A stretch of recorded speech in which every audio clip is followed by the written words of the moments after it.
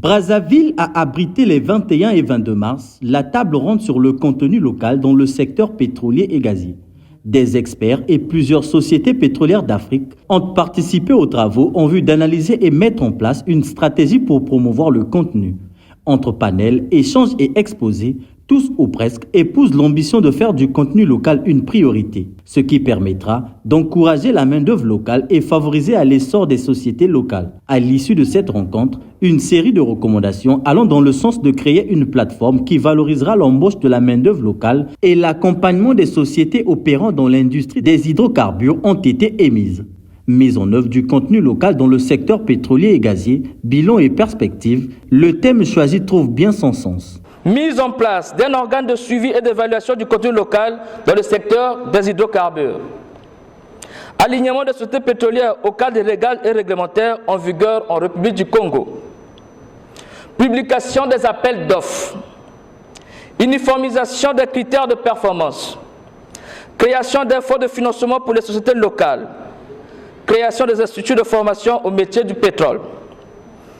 À ce jour, le contenu local, l'un des vecteurs importants du développement de notre tissu industriel.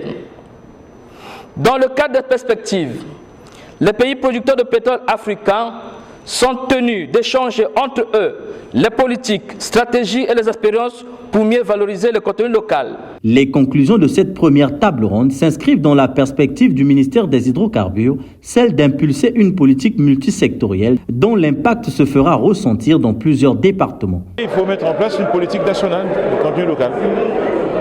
Et à partir de ce moment-là, nous aurons des objectifs très précis. Et il en découlera des programmes d'action ou des programmes tout court. Nous avons noté 3 questions essentielles qui ont été soulevées. La première, c'est celle de l'accompagnement des entreprises privées nationales à plusieurs points de vue. Nous avons noté la question du financement que nous devons régler. Est-ce que c'est par le fonds de soutien?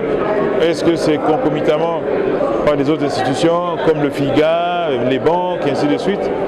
Il faut la régler. On ne peut pas s'engager dans l'industrie sans argent. Et aujourd'hui, les banques ont du mal à financer ce genre de projet. La troisième, très clairement, c'est la formation et le renforcement des capacités, à la fois des Congolais, mais aussi des entreprises. Et donc, ces 3 questions, nous devons y apporter des réponses claires, si nous voulons réussir. Et enfin, pour finir, nous avons dit de façon forte que pour mettre en œuvre le contenu local, il faut dialoguer, il faut échanger. Il faut échanger avec tous les acteurs et c'est ensemble que nous pourrons construire tous les ingrédients, tous les outils, les leviers pour pouvoir donner une nouvelle impulsion au contenu local.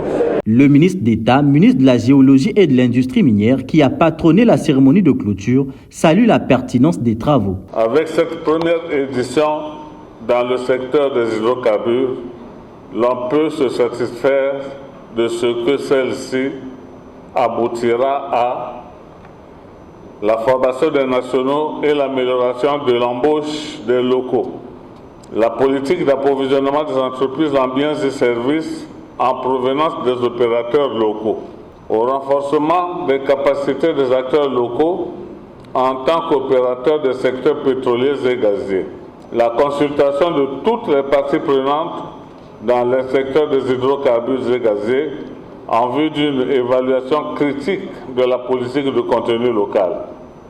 Cette évaluation critique permettrait de réviser cette politique et de l'améliorer. Avec l'appui de l'APO, la table ronde sur le contenu local va dorénavant être une plateforme tournante dans les pays africains afin d'ériger ce concept en une initiative continentale à partir de la République du Congo. La mise en œuvre des conclusions de cette première expérience reste un challenge pour le comité de suivi et d'évaluation.